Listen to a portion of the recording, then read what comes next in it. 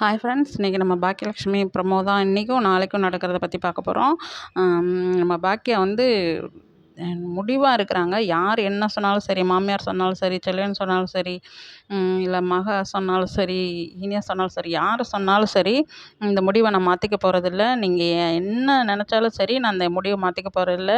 இதே நம்ம பிள்ளைகளுக்கு ஏதாவது ஒன்று ஆயிடுச்சுன்னா, அந்த கறியை சாப்பிட்டு நம்ம பிள்ளைகளுக்கு ஏதாவது ஒன்று ஆயிடுச்சுன்னாவளோ, இல்லை நம்ம வீட்லேயும் குட்டி பாப்பா அந்த மாதிரியெல்லாம் இருக்காங்க. அவங்களுக்கு ஏதாவது ஆயிருந்தாலோ நம்ம சும்மா இருப்போமா?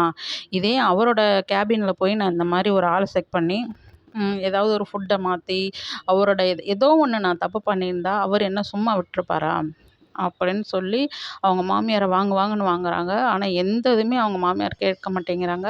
என்ன வேணாலும் இருக்கட்டும் பாக்கியா, நீ கேஸ் கொடுத்துருக்க கூடாது, கம்ப்ளைண்ட் கொடுத்துருக்க கூடாது, அப்படி இப்படின்னு சொல்லிகிட்டே இருக்கிறாங்க. ஆனால் அது எதுவுமே சட்டை பண்ணலை. இவங்களுக்குன்னு இல்லைங்க, நம்ம ரியல் லைஃப்லேயும் சரி, நம்ம ஏதாவது ஒரு முடிவு எடுப்போம். ஆனால் அந்த முடிவு எடுத்து நம்ம ப்ரொசீட் பண்ணவே முடியாது. நீ அது பண்ணது தப்பு, இது பண்ணது தப்பு அப்படின்றதுனாலயே எந்த பொண்ணுமே ஒரு முடிவை உண்மையாக ஏற்றுக்கவே முடியாது. மற்றவங்களுக்காண்டி மாற்றி, அவங்களுக்காண்டி மாற்றி, இவங்களுக்காண்டி மாற்றி அப்படின்னு சொல்லிட்டு முடிவை எடுக்கவே முடியாது. அடுத்தவங்களுக்காண்டி தான் வாழ்கிற மாதிரி தான் ஆயிரும் பெண்களோட லைஃபே. அது மாதிரி தான்.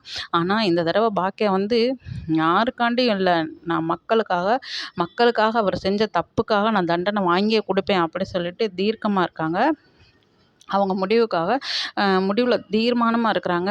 இனி செலியனும் சொல்கிறாப்புல, ஏம்மா மாற்றுங்கம்மா, ப்ளீஸ்மா, அப்பா வந்து கம்ப்ளைண்ட் வாபஸ் வாங்கம்மான்னு சொல்கிறப்ப அப்படின்னு சொல்லிடுறாங்க.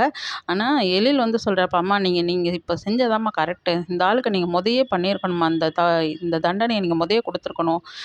நீங்கள் லேட்டாக கொடுக்குறீங்க இந்த தண்டனை அவனுக்கு அப்படின்னு சொல்லிட்டு எழில் வந்து அவங்களுக்கு சப்போர்ட்டிவாக இருக்காங்க. முடிஞ்ச அளவுக்கு இதில் தீர்மானமாக இருக்காங்க. கோர்ட்டில் போய் என்னென்ன ஆதாரம் இருக்கோ அந்த ஆனந்த் வந்து ஃபோட்டோ ரெக்கார்டோடு கொடுக்குறாங்க.